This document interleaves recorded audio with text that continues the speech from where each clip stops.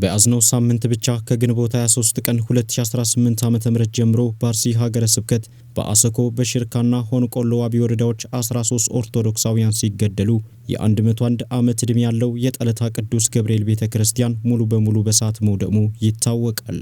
በዚህም ሙሉ በሙሉ መኖሪያ ቤታቸውንና ሀብት ንብረታቸውን ማጣታቸውን ነዋሪዎቹ ገልጸዋል። ምንም ቤት አልተረፈም፣ አንድ ቤትም አልተረፈ፣ ቤተክርስቲያኑም ተቃጥሏል። ሶስት ቀበሌ ነው የተቃጠለ። ያው ቤቱ ያ ካራመቱ ነው የታችኛው ጠለታ ገብርኤል እና ቢዮ ቀበሌ ነው።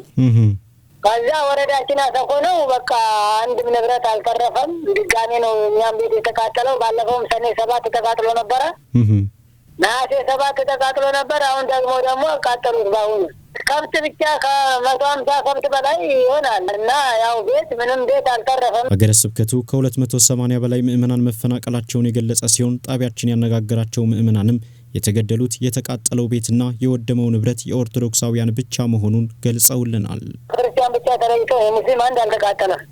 ያው አልብራሳት ውጪ አወጣው እንትን አድርገውታል ገብርኤልን ማለት ነው። ወደ ሬቻ የሚባል ስንመጣ ማታ ላይ በማግስቱ ለቀቁበት እሳት። የተለየ ነው ቤቱ።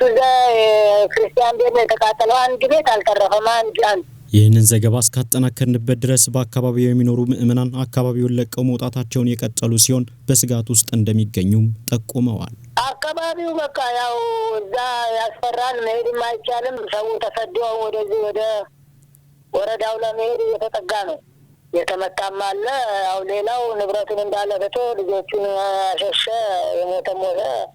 ያው በየጫካ ወደቀው አልተነሳም። ጉዳዩን ለማጣራትም የዞኑን ሰላምና ጸጥታ ለማግኘት ያደረግነው ሙከራ ሳይሳካ ቀርቷል።